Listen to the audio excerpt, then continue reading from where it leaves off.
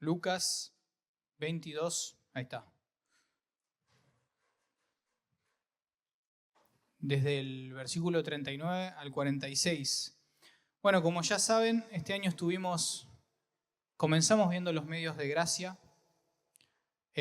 Para los que no saben qué son los medios de gracia o disciplinas espirituales, los medios de gracia son instrumentos, podemos decir, prácticas, mediante las cuales Dios nos santifica, puede santificarnos a través de ellas, Dios nos las provee y nosotros vamos a hacer énfasis en las que encontramos en la Biblia. Así que ese es el tema de este año. Para hacer un repaso, estuvimos viendo en la primera predicación, que fue sobre Filipenses 2, del 12 al 13, que debemos esforzarnos en nuestra santificación con la ayuda de Dios. Vemos que esas dos cosas son al mismo tiempo. Nosotros nos esforzamos, pero Dios nos capacita, Dios nos da el querer como el hacer por su buena voluntad.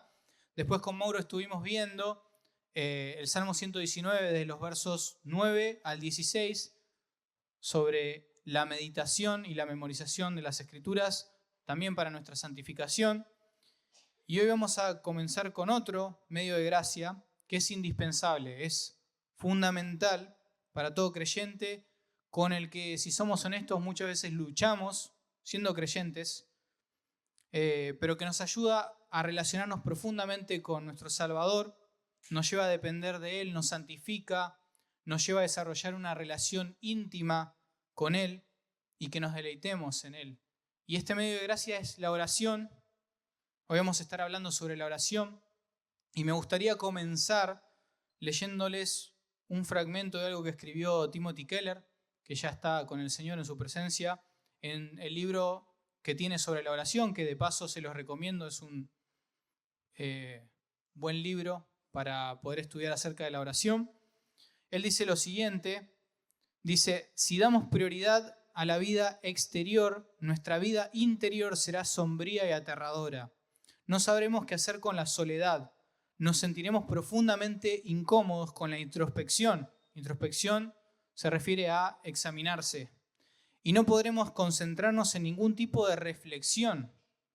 Peor aún, a nuestras vidas les faltará integridad. Exteriormente tendremos que proyectar confianza, salud y plenitud espiritual y emocional, aunque por dentro estemos llenos de inseguridades, ansiedades, autocompasión y viejos rencores. Sin embargo, no sabremos cómo entrar en los espacios interiores del corazón, ni ver con claridad qué hay allí y afrontarlo. En pocas palabras, si no le damos prioridad a la vida interior, refiriéndose en este caso a la oración, nos convertiremos en unos hipócritas. Y termina con esta exhortación diciendo: quizá hables mucho sobre la bendición de tu fe y cómo amas de verdad al Señor, pero si no oras, ¿es eso cierto? Si no oras, ¿es eso cierto? Son duras estas palabras, confrontativas, pero considero necesarias, que nos llevan a pensar, ¿no? Me han llevado a pensar cuando las he leído. Y en eso de pensar, cuando pensemos en una amistad es algo que se desarrolla, es algo que involucra que nosotros hablemos con una persona y que la otra persona hable con nosotros, que haya una comunicación, un darse a conocer y conocer a la otra persona. Y eso mismo vemos con Dios. Dios se da a conocer con su palabra, Él se revela a nosotros mediante su palabra y nosotros respondemos a eso mediante la oración. De hecho, Keller da una definición sobre la oración que me gusta, porque él dice que la oración es una respuesta personal y comunicativa al conocimiento de Dios. Y efectivamente, nosotros respondemos a ese conocimiento, conocemos a Dios por medio de la Biblia y en base a eso le respondemos en oración. Pero si estas dos cosas no están, si Dios no se da a conocer a nosotros y nosotros le respondemos, no habría una relación, habría una parte de eso. Imagínate con un amigo que te habla, se da a conocer con vos, pero vos no le respondés, o al revés. ¿Habría relación? No, no habría relación. Ahora, podríamos preguntarnos, ¿cómo luce entonces una persona que mantiene una vida de oración con Dios? ¿Cómo deberíamos hacer? ¿Cómo debería ser? ¿Qué ejemplo podemos tomar de las Escrituras? para poder buscar imitar esa vida de oración. Y si seguramente quisiéramos poner a prueba ese ejemplo, esa persona, porque podemos decir, es muy fácil orar cuando nos va bien, cuando todo está tranquilo. Pero ¿qué cuando pasamos por situaciones difíciles, de sufrimiento, de tentación? En ese momento queremos ver a esa persona orar. Y es por eso que quiero que vayamos a Lucas 22, del verso 39 al 46, porque justamente vamos a ver el modelo perfecto de oración, el de Cristo, Cristo orando, pero en un momento puntual que muchos conocen, que Él está orando en el momento de mayor agonía previo a su crucifixión. Él sabe que va a ser entregado en manos de pecadores, de hecho se lo advierte a sus discípulos, y está en esas horas previas a que vaya a ir a la cruz, a que sea torturado y que vaya a ser crucificado. Ese es el contexto del pasaje. Y a través de su ejemplo vamos a aprender que los creyentes debemos orar a Dios aún en los momentos de prueba, de sufrimiento. Y de este pasaje podemos sacar algunas enseñanzas. Lo primero que vamos a sacar es uno de los propósitos de la oración, que lo vemos en los versículos 39 al 40, que ahí va a mencionar Jesús que uno de los propósitos de la oración es que oremos para no ceder a la tentación. Como dice él, para no entrar en tentación. Pero no solo eso, después vamos a ver cómo debemos orar frente al ejemplo de Jesús y vamos a ver 3 aspectos, 3 puntos sobre cómo debemos orar. Vamos a ver que debemos orar con sinceridad, número 1, del versículo 41 al 42. Número 2, que debemos orar rindiéndonos a su voluntad, versos 42 y 43. Y por último, que debemos orar con mayor intensidad frente a un mayor sufrimiento. Repasando entonces primero, uno de los propósitos de la oración es no ceder a la tentación. Y vamos a ver 3 aspectos de cómo debemos orar: con sinceridad, rindiéndonos a su voluntad y por último, con mayor intensidad frente a un mayor sufrimiento. Me gustaría que oremos y comenzamos con la enseñanza del pasaje. Señor, gracias por este tiempo, por esta oportunidad de poder estar acá, de poder escuchar tu palabra.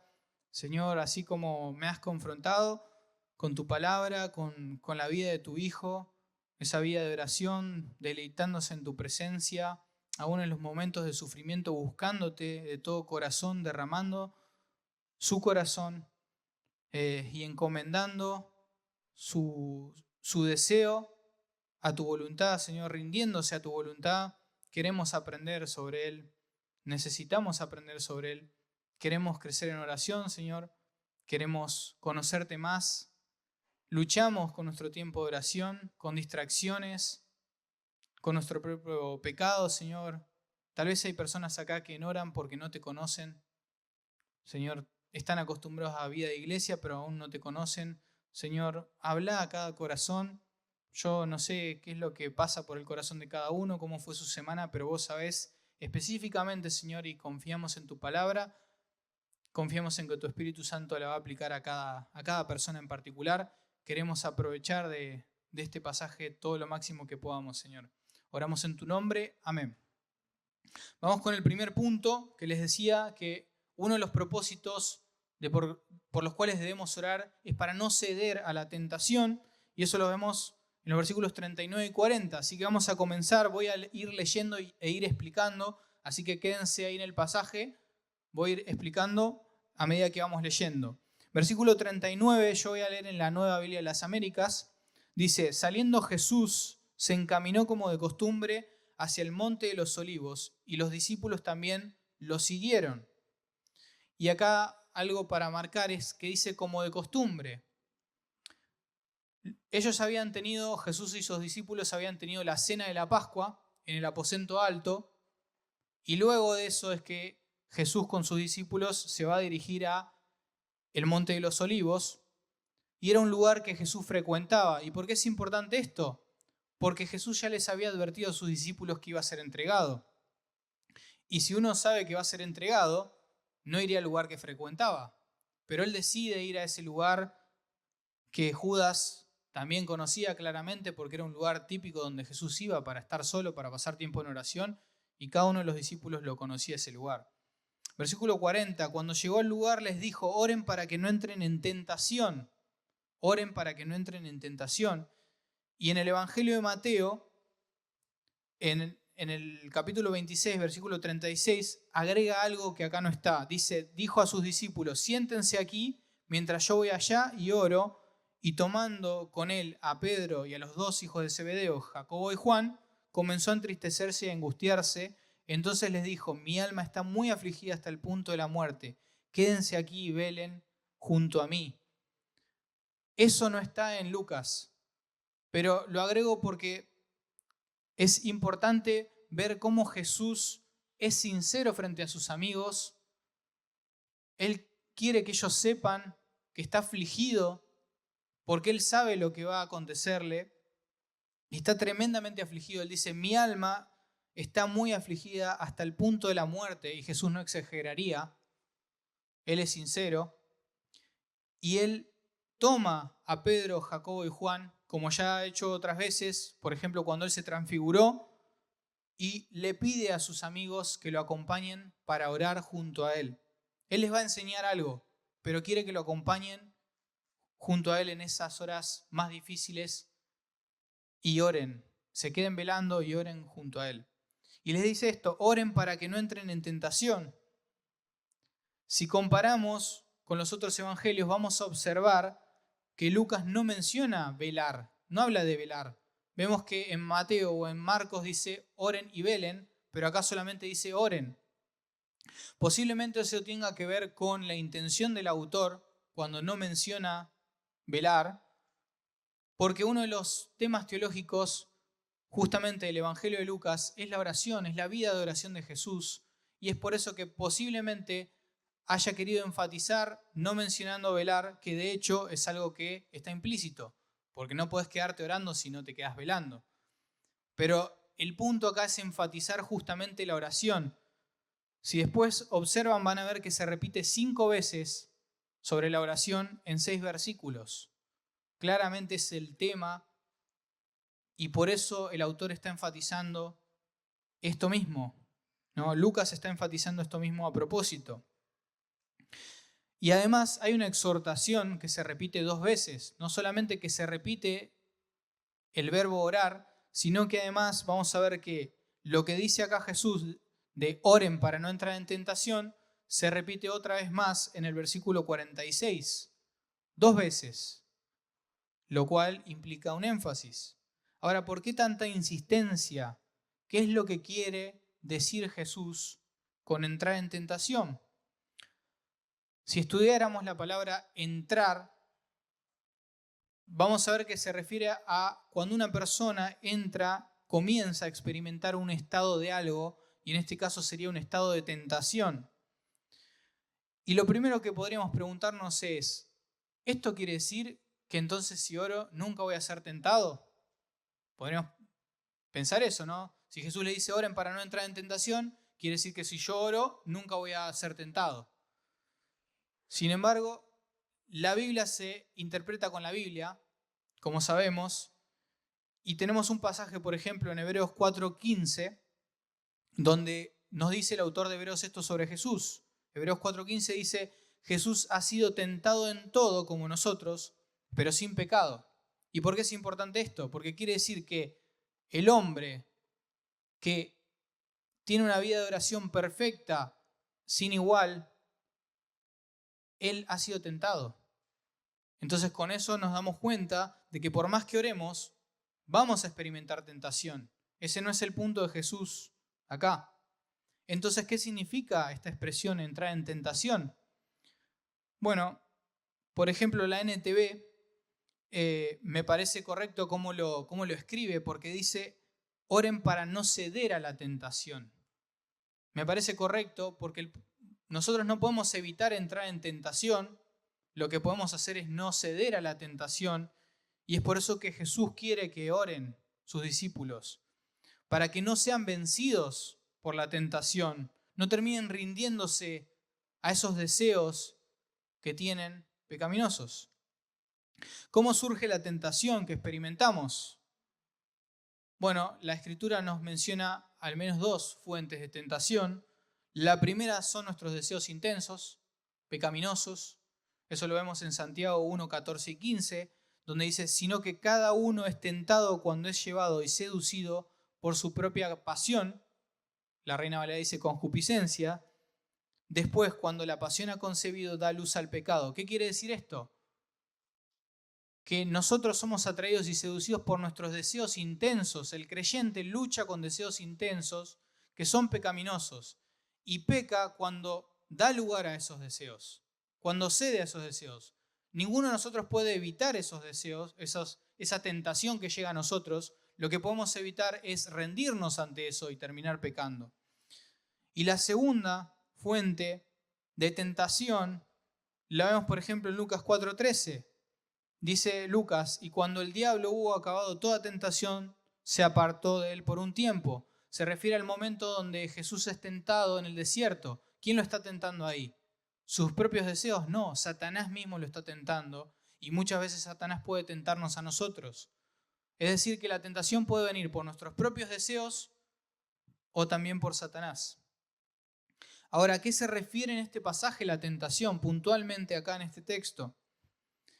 Bueno, si pensamos en cómo sigue después los evangelios, cómo siguen, vamos a ver que la tentación se refiere a negar a Cristo, a negar a su Mesías.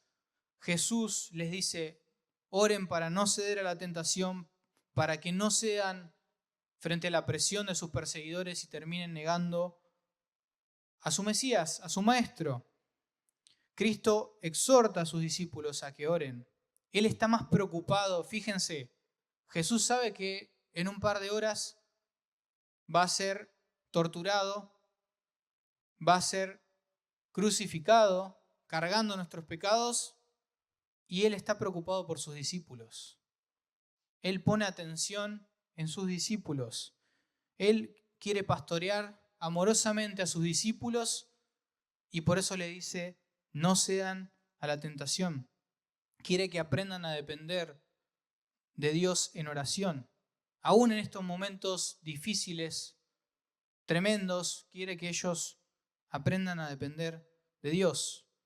Ahora, ¿qué nos promete? ¿Qué podemos encontrar como promesa en las Escrituras frente a la tentación? Bueno, hay un pasaje muy conocido que seguramente lo sabrán y que está para memorizarlo, que es 1 Corintios 10:13, donde dice Pablo, no les ha sobrevenido ninguna tentación que no sea común a los hombres. O sea, toda tentación es de los hombres. Fiel es Dios, que no permitirá que ustedes sean tentados más allá de lo que puedan soportar. Entonces, número 1, vemos que la tentación es humana. Número 2, que la tentación no va a ser más allá de lo que podemos soportar. Y número 3, dice, sino que con la tentación proveerá también la vía de escape. Es decir, frente a la tentación hay una salida. Este pasaje deberíamos recordarlo cuando estamos siendo tentados, cuando estamos siendo probados, porque dice, fiel es Dios. O sea, Dios promete justamente esto.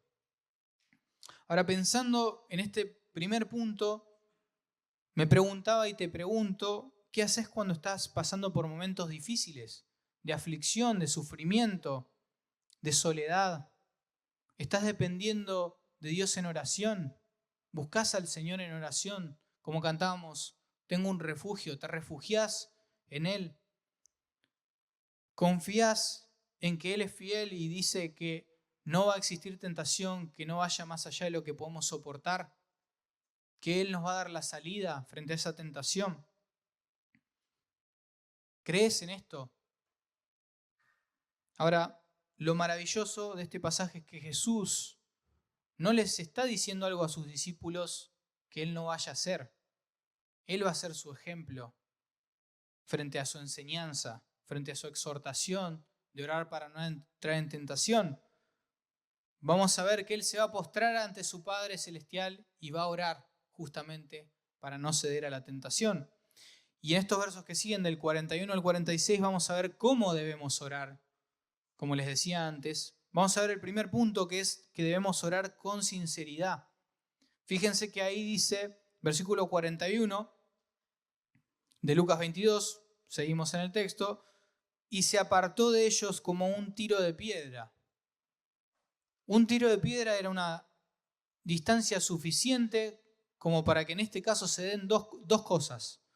La primera, que Jesús pueda estar en intimidad con el Padre, poder orar a solas con el Padre, pero al mismo tiempo que esa distancia permita que sus discípulos puedan escuchar a Jesús orar y aprender de cómo él oraba.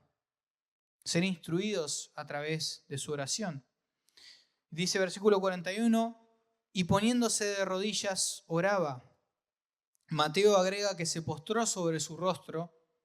¿Y por qué mencionamos estas cosas? Esto simboliza, es algo externo que simboliza algo que pasa internamente en Jesús. Él está derramando su corazón en oración, se está postrando, humillado, delante de su Padre, pidiéndole. Y a lo largo de los evangelios vamos a ver que sus discípulos no solamente se maravillan de la predicación de Jesús, de sus enseñanzas, de su autoridad, de los milagros, sino que algo que le asombraba a los discípulos, y de hecho le pidieron que les enseñe, es justamente orar. Sus discípulos veían a Jesús orar, seguramente habrá sido tremendo poder escucharlo, la manera de orar al Padre, y ellos querían aprender a orar. Y justamente en el Evangelio de Lucas vemos como un tema central la vida de oración de Jesús. Quiero mencionar solamente 2 pasajes, pero esto es clave. Ver que no es un momento de Jesús orando en Getsemaní, sino es toda una vida de oración. Marcos 1:35 dice que levantándose muy de mañana, cuando todavía estaba oscuro, Jesús salió y fue a un lugar solitario y allí oraba. Esto es un ejemplo. Muy de mañana, fíjense, muy de mañana y un lugar solitario. 2 cosas para prestar atención, ¿no? Él buscaba estar solo. Pensemos que Jesús tenía un ministerio sumamente intenso y aún así buscaba momentos a solas para poder orar. Lucas 6:12 dice, en estos días Jesús se fue al monte a orar y pasó toda la noche en oración a Dios. Versículo 13, cuando se hizo de día, llamó a sus discípulos y escogió 12 de ellos, a los que también dio el nombre de apóstoles. En este caso, en vez de que sea muy de mañana, dice toda la noche. El punto es que oraba en cada momento que él podía. Y es interesante esta oración de Lucas 6, porque pongámonos en contexto, pensemos que Jesús, siendo el Hijo de Dios, antes de tomar una decisión ministerial, una de las decisiones ministeriales más importantes, que es elegir a sus discípulos, pasa toda la noche orando. Jesús, estamos diciendo. 100% Dios, 100% hombre, pasa toda la noche orando para tomar una decisión correcta en cuanto a la elección de sus discípulos, que serían los líderes después de la iglesia primitiva. El punto es que él oraba y nos muestra ese ejemplo a nosotros. Además, en Marcos podemos encontrar, si uniéramos los evangelios sinópticos, Marcos, Mateo y Lucas, que la diferencia de Marcos es que va a mencionar una palabra en su oración que es Abba Padre, que me gusta mencionarla porque esa palabra es una palabra del arameo que en el judaísmo se utilizaba para referirse a un padre o un rabino, a un padre o a un maestro, digamos, pero no para referirse a Dios. Y Jesús toma esa palabra y la usa para referirse a Dios como su Padre.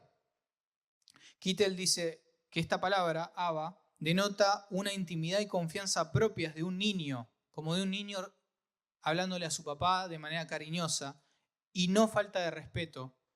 Indudablemente esta palabra expresa la nueva relación con Dios proclamada y vivida por Jesús y experimentada luego por los que creen en Él.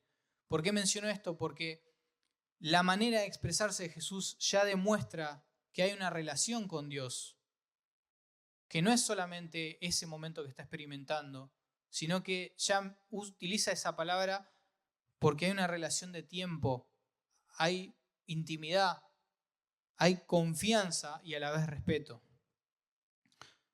Y continúa diciendo Jesús en esa oración, Padre, versículo 42, Padre, si es tu voluntad, si quieres, aparta de mí esta copa.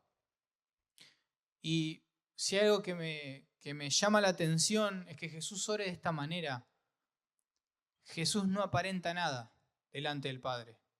Jesús es tal cual es y Él está expresando su deseo sincero en su humanidad de que Dios aparte ese sufrimiento inminente que iba a tener, que haga a un lado esa copa. Y según Mateo 26:44 vamos a ver que esta oración la hace 3 veces, de distinta manera, pero 3 veces. Ahora, ¿por qué tanta insistencia en esta petición? ¿Qué significa aparta de mí esta copa?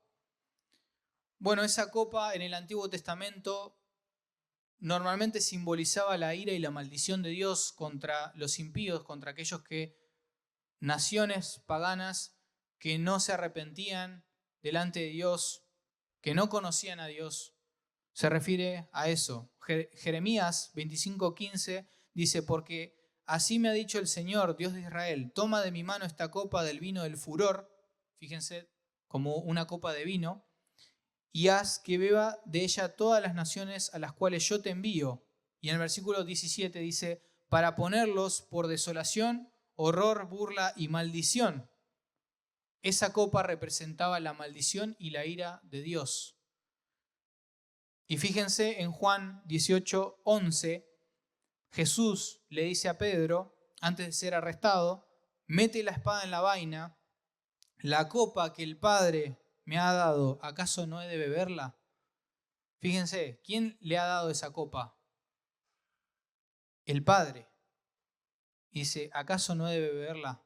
Jesús está refiriendo a la ira de Dios como un trago amargo que el Padre mismo se lo está dando y que Él está dispuesto a tomarlo por nosotros, para morir en esa cruz en nuestro lugar. Ahora te pregunto, ¿estás siendo sincero con Dios al orar? Como vemos acá. ¿Sos sincero con Él? ¿Le contás tus preocupaciones? ¿Confesás tus pecados delante de Él? ¿Orás con él como si fuera un amigo íntimo? ¿Un padre? ¿Buscás su presencia cada día? Leonard Ravenhill, un predicador, dice lo siguiente: el secreto de la oración es la oración en secreto. El secreto de la oración es la oración en secreto, refiriéndose a Mateo capítulo 6, cuando Jesús habla sobre entrar al aposento y orar a solas con el Padre.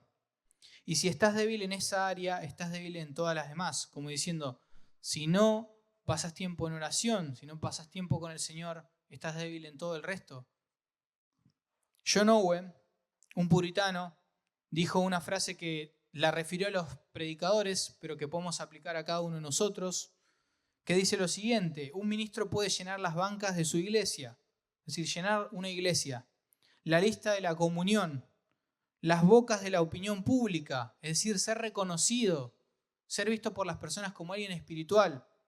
Pero, dice John Owen, lo que ese ministro es de rodillas, en secreto, ante el Dios Todopoderoso, eso es y nada más. Como diciendo, lo que sucede en secreto es lo que Dios ve. Tremendo, ¿no? Pensar en esto. Para reflexionar cada uno de nosotros. Dios ve si nosotros nos rendimos ante Él, si tenemos una relación con Él realmente. Pero no sea mi voluntad, dice Jesús, sino la tuya. Y ahí vemos el segundo punto de cómo debemos orar, rindiéndonos ante su voluntad. Vamos a ver a lo largo de los evangelios que Jesús siempre buscó obedecer al Padre, hacer su voluntad. Por ejemplo, en Juan 4:34 dice que Jesús le dijo a sus discípulos: mi comida es hacer la voluntad del que me envió y llevar a cabo su obra. En Juan 5:30 dice: porque no busco mi voluntad, sino la voluntad del que me envió. Y aún en este momento, uno de los momentos más duros que iba a experimentar Jesús, previo a ser entregado, Él aún es obediente a su Padre hasta la muerte y muerte de cruz. Versículo 43, entonces se apareció un ángel del cielo que lo fortalecía. En este caso, Dios responde rápidamente la oración. ¿Cuál era esa oración? Si quieres, aparta esta copa de mí, pero no se haga mi voluntad sino la tuya. Y Dios responde rápidamente y le dice en voz no audible, a través de un ángel. En vez de responderle Dios, envía un ángel. Esa es la respuesta. Y esa respuesta de enviar a un ángel para fortalecerle significa: no, hijo, tenés que ir a morir a la cruz. Tenés que ir a morir. La respuesta es no de esa oración. Escandalosamente, Cristo en su humanidad necesita recobrar fuerzas por medio de un ángel para poder afrontar lo que iba a suceder. Él es Dios, pero es hombre como nosotros, y en ese momento, por eso recibe un ángel para ser fortalecido. Te pregunto, a pesar de tus deseos y anhelos en esta vida, ¿te rendís en oración a la voluntad de Dios? ¿Abrís la mano y dejás eso en las manos de Dios, como Jesús mismo nos muestra en este caso? La respuesta del Padre fue: no, tenés que ir a la cruz. Y el obediente responde. ¿Qué haces cuando tu oración no es contestada rápidamente o la respuesta pareciera ser que no? ¿Seguís buscando al Señor? Por último, desde los versículos 44 al 46, vamos a ver dos actitudes frente a la respuesta de Dios. Como les decía, Dios respondió, envió un ángel para fortalecerle. Eso quiere decir: Jesús, tenés que ir a la cruz. Vamos a ver dos actitudes diferentes. La primera, la de Jesús, la de Cristo, y la segunda, la de los discípulos. Fíjense, en el versículo 44 dice: y estando en agonía oraba con mucho fervor. Y acá vemos nuestro último punto de cómo debemos orar. El primero dijimos orar con sinceridad. El segundo dijimos rindiéndonos a la voluntad de Dios. Y por último, orar con mayor intensidad frente a un mayor sufrimiento. ¿Qué harías si orás para que Dios te fortalezca y quite ese sufrimiento que estás experimentando y la aparente respuesta de Dios es que no, que vas a seguir bajo esa prueba? ¿Qué harías? ¿Qué actitud tuvo Jesús frente a la respuesta negativa del Padre a pasar esa copa? ¿No dice el pasaje que ante mayor sufrimiento Jesús aumentó su queja o su desánimo? ¿No dice el pasaje que Jesús comenzó a victimizarse, diciendo: siempre me pasa a mí esto, siempre a mí, no a los demás? No vemos eso. Por el contrario, vemos que al aumentar su agonía, su sufrimiento, Jesús ora más.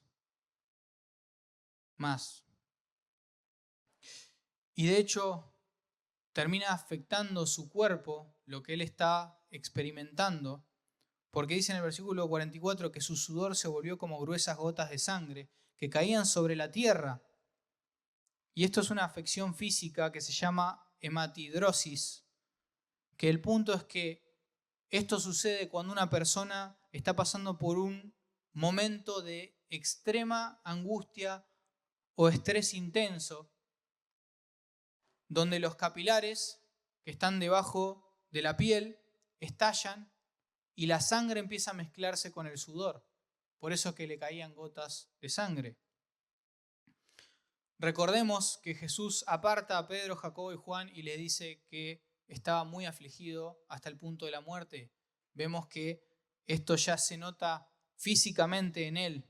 Sin embargo, al ser más intenso su sufrimiento, también es más intenso su clamor a Dios.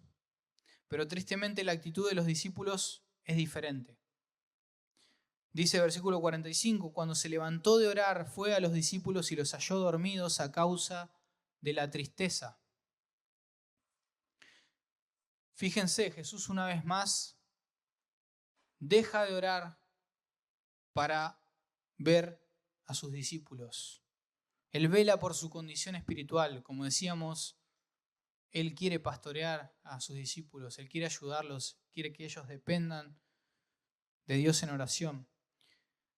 Craig Keener, un comentarista que habla del contexto de este pasaje, dice que los discípulos deberían haber podido quedarse despiertos para vigilar, Probablemente se habían quedado hasta tarde casi todas las fiestas de la Pascua de su vida.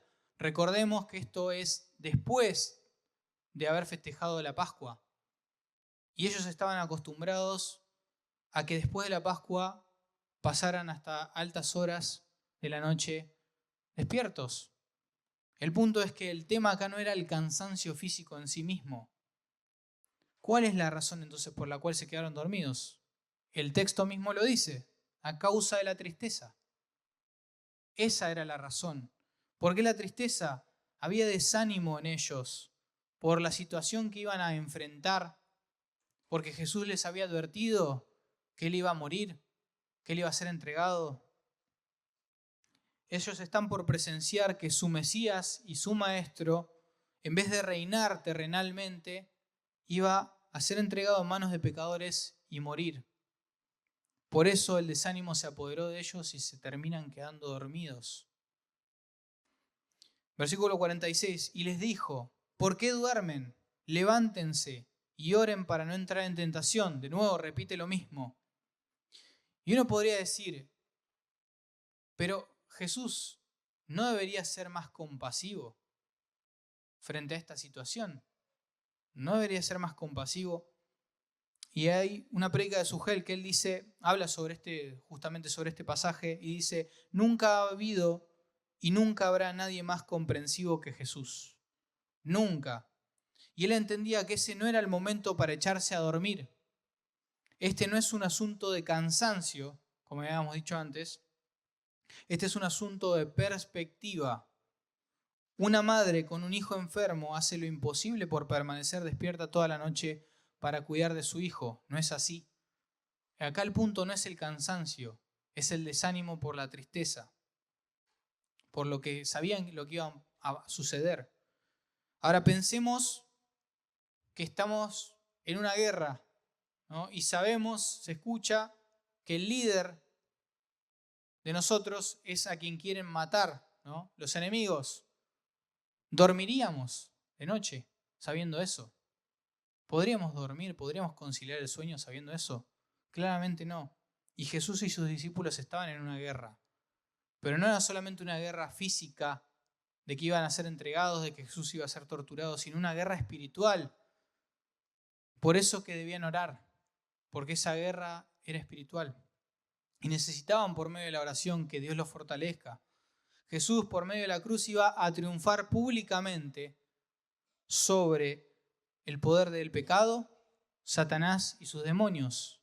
Estamos ante una guerra espiritual. Por eso debían orar. Ahora algo interesante que agrega Marcos, que si observamos en el Evangelio de Marcos dice Jesús y lo llama particularmente a Pedro, dice, Simón, ¿duermes? Simón, ¿duermes? ¿Por qué Jesús hace eso? ¿Por qué lo menciona a Pedro si todos se durmieron? ¿Por qué específicamente a Pedro? Bueno, si vamos unos versículos antes, en Lucas 22, vamos a encontrar la respuesta. Lucas 22, versículo 31. Fíjense lo que les dice Jesús, esto es antes de nuestro pasaje. Dice, Simón, Simón, mira que Satanás los ha reclamado a ustedes para zarandearlos como a trigo, pero yo les voy a sacar esa prueba. No dice eso, dice, pero yo he rogado por ti para que tu fe no falle. Dios no iba a sacar esa prueba de ellos, sino que Jesús está orando para que su fe no falle, para que su fe no falte. Y Pedro le dijo, Señor, estoy dispuesto a ir a donde vayas, tanto a la cárcel como a la muerte. Eso le responde Pedro. Y realmente no pienso que él haya dicho eso sin desearlo. Claramente Pedro amaba a Cristo sinceramente. Sinceramente lo amaba. Y estaba convencido de que no lo iba a negar y que no lo iba a abandonar. Por eso dijo esas palabras. Sin embargo, sabemos que no solo lo negó, sino que terminó hasta echándose maldiciones, jurando que no lo conocía, diciendo, yo no conozco a ese hombre. Eso lo pueden ver en Marcos 14, 71. Dice, yo no conozco a este hombre, y se maldecía a sí mismo, como jurando de que no era así. Versículo 46 dice, levántense y oren para que no entren en tentación. Tanto Mateo como Marcos mencionan algo acá. Dice, el espíritu está dispuesto, pero la carne es débil. Y acá está la intención de por qué Jesús le dice, oren para no ceder a la tentación. MacArthur dice, debido a que las almas mejor intencionadas permanecen todavía atados a cuerpos sin redimir, los creyentes no siempre pueden comportarse con la justicia que quisieran, como le pasó a Pedro, que él dice, yo amo a Cristo, no voy a negarlo, y terminó negándolo.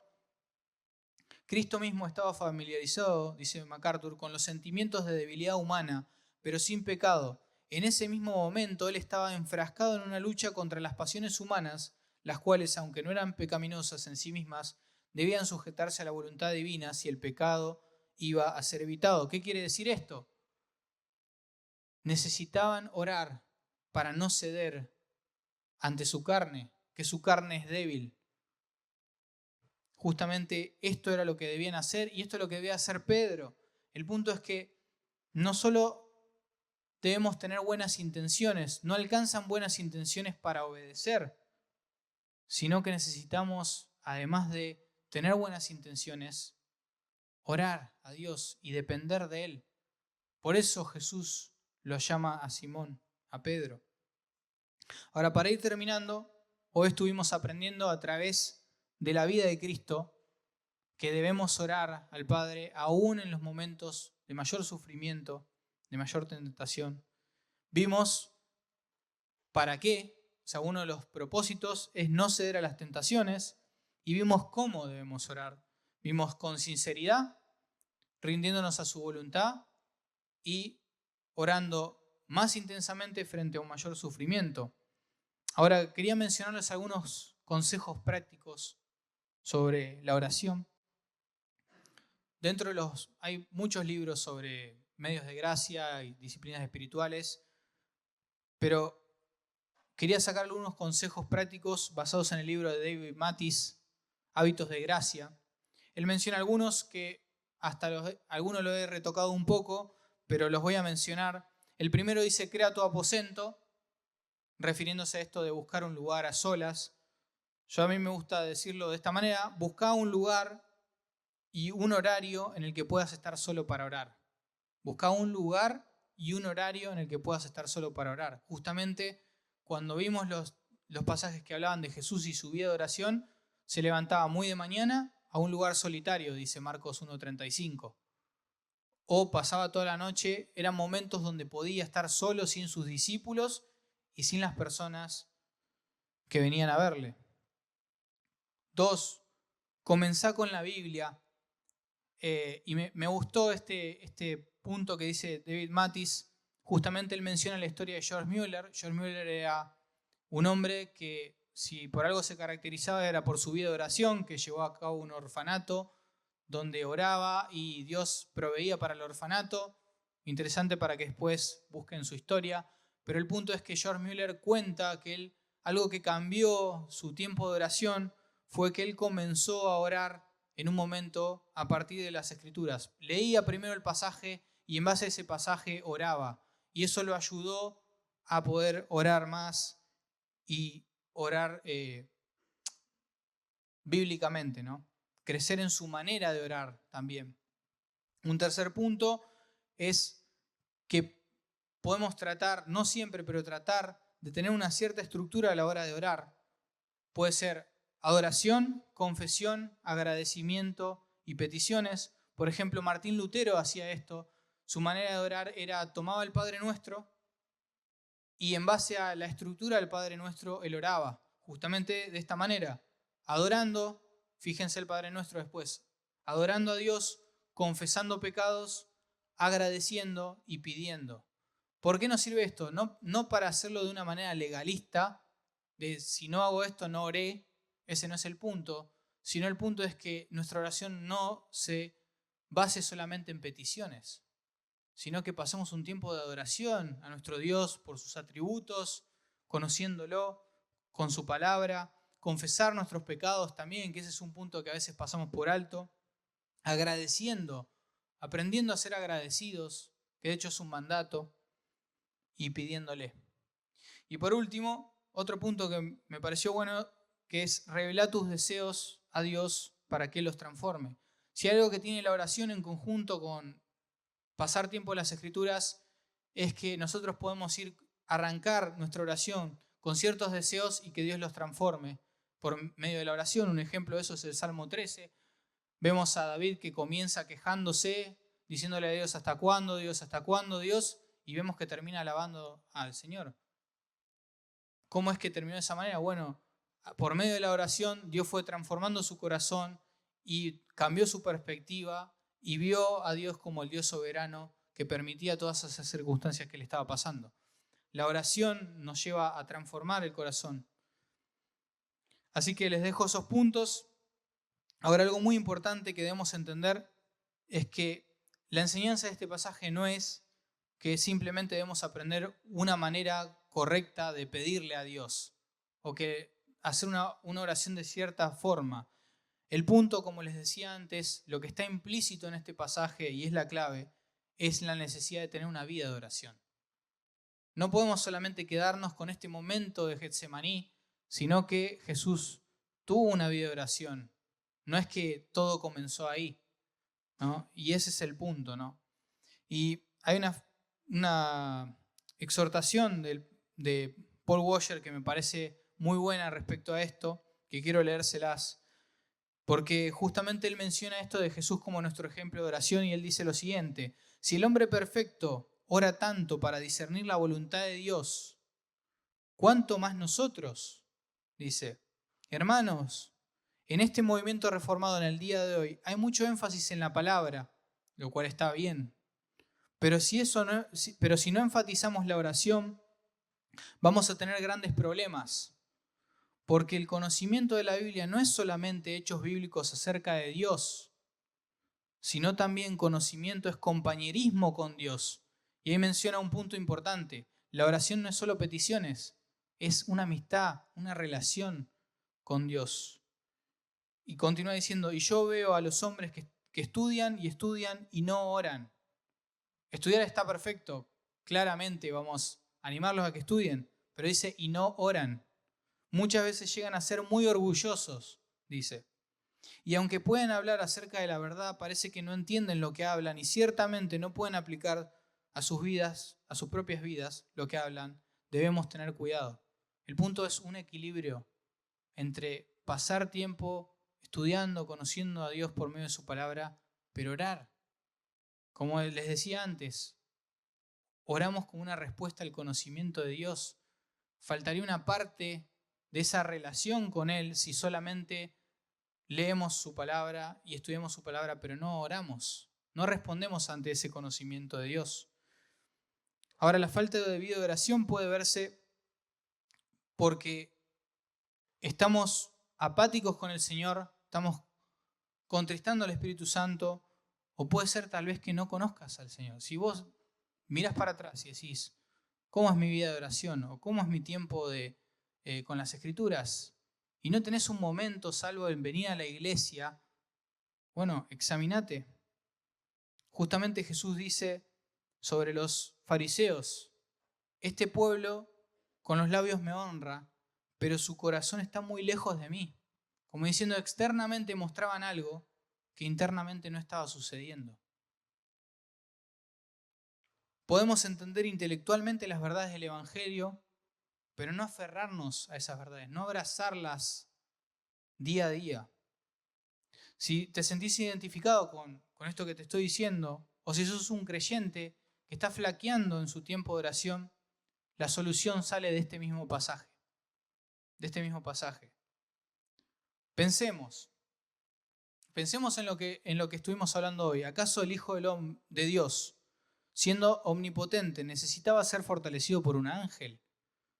¿Cómo es posible que siendo soberano sobre todo el universo veamos que se está angustiando delante de sus discípulos? ¿Por qué tenía que mantenerse constantemente en oración a su Padre frente a la tentación? ¿Por qué le pide pasar por alto aquella hora su deseo y el de su padre eran distintos. ¿Acaso Cristo no es Dios? Y lo que vemos de este pasaje es justamente la humanidad de Cristo. ¿Y por qué digo que ahí está la solución? Porque Dios se tiene que hacer hombre para venir a morir por nosotros. Vivir la vida perfecta que ninguno de nosotros acá ha vivido y reemplazarnos en esa cruz, cargar nuestros pecados y morir bajo la ira de Dios. Esa copa que decía Jesús es justamente la ira de Dios. Él seguía siendo omnipotente, soberano y compartía los mismos deseos con su Padre, pero a la vez se hizo hombre para representarnos como el segundo Adán y pagar por nuestros pecados. Y esta es nuestra solución, el Evangelio. Decís, no tengo una vida de oración, arrepentite, corre a la cruz de Cristo. O la tengo, pero flaqueo en eso, lo mismo. Esto es por gracia, ¿no? Necesitamos volver a la cruz, necesitamos el Evangelio. Hay una observación que hace Keller justamente sobre el momento previo a morir de Jesús. Dice, la única vez en todos los evangelios que Jesús ora a Dios y no lo llama Padre es en la cruz. Cuando dice, Dios mío, ¿por qué me has desamparado? Jesús perdió la relación que tenía con el Padre para que nosotros pudiéramos tener una relación con Dios como Padre. Fíjense, Cristo teniendo una comunión perfecta con el Padre, se interrumpe esa comunión porque Dios carga en Él todos nuestros pecados y lo ve como el peor pecador y lo condena en esa cruz. Lo hizo por nosotros para que, además de la vida eterna, tengamos el regalo de la oración, para poder tener comunión con Él ininterrumpida. Necesitamos el Evangelio, recordarnos el Evangelio. Eso nos va a llevar a arrepentirnos de nuestros pecados y buscar en oración a Dios. Ahora hay dos posibles respuestas frente a esto que te estoy diciendo. Puedes hacer como Pedro, que después de haber negado a su Señor, lloró amargamente, dice los evangelios, dicen que lloró amargamente y eso quiere decir que se arrepintió, se aferró nuevamente al Evangelio. De hecho, vemos cómo continúa su ministerio después. En el libro de los Hechos, él empieza a predicar de Cristo con denuedo, decimos, o con valor, justamente por medio del Espíritu Santo que lo capacita para hacerlo. Fue restaurado Pedro, a pesar de haber negado a su Señor. Y lo vemos también en sus epístolas, ¿no? Y termina muriendo, según la tradición, crucificado, dado vuelta porque no quiere morir como su Señor. Ahora, ¿dónde está el punto? En que él se arrepintió. Sí negó a su Señor, pero se arrepintió. O podés hacer como Judas, que en lugar de arrepentirse, se llenó de remordimiento y de culpa, y en vez de aferrarse al Evangelio, abrazarse a la gracia de Dios, se mantuvo en ese remordimiento y hasta terminó matándose. Cada uno de nosotros tiene que elegir, ¿no? El arrepentimiento y la fe es algo que vemos que el creyente necesita constantemente. Y en este caso necesitamos pensar cómo está nuestro tiempo de oración. O sea, tomarnos un tiempo aparte y pensar cómo estamos en nuestro tiempo de oración con el Señor. ¿Estamos orando? Y no verlo simplemente como una obligación. Esa no es la mejor forma de orar, ¿no? Espero que el Señor nos haya hablado al corazón a cada uno. Lo ha hecho conmigo, me ha hecho examinar mi tiempo de oración y espero que lo haga también con ustedes. Y como dice Packer, que con la oración podemos pasar de la obligación al deleite. De la obligación al deleite. Sí, es necesario esforzarnos, ya lo vimos en Filipenses 2, 12 y 13. Hay que ocuparnos de nuestra salvación, pero Dios produce el querer como el hacer por su buena voluntad. Ahí va, pasamos de obedecer al deleite. Pero tenemos que hacer algo. Así que vamos a orar. Señor, gracias por tu palabra. Gracias por mostrarnos a Cristo como un ejemplo para nosotros, preocupado por sus discípulos, buscando pastorearles aún en el momento de mayor sufrimiento, horas previas a saber que iba a cargar con nuestros pecados y que tu ira iba a ser descargada sobre él. Solo él puede entender lo que iba a hacer eso en ese momento y por eso tanto sufrimiento, y aún así es nuestro ejemplo orando a vos, buscándote una vez más, como tantas veces lo ha hecho acá en la tierra, como hombre, para pedirte ayuda, y no solamente eso, sino para enseñarnos a orar, a buscarte, Señor, de todo corazón. Señor, sabemos que por más que intentemos de alcanzarte con nuestras obras, es imposible. Somos tremendamente pecadores, pero queremos esforzarnos en tu gracia. Queremos aprender a orar, Señor, enséñanos. Queremos que vos seas nuestro amigo íntimo, Señor. Conocerte más cada día por medio de tu palabra, Señor, donde te das a conocer, pero también poder hablarte, Señor. Confesar nuestros pecados, contarte los deseos más profundos de nuestro corazón, Señor. Te necesitamos, Señor. Y oro, Padre, si hay alguna persona que aún no te conoce, Señor, quebrantá su corazón, que pueda aferrarse a esa cruz, gloriosa cruz, donde moriste por nosotros, Señor. Oramos en tu nombre. Amén.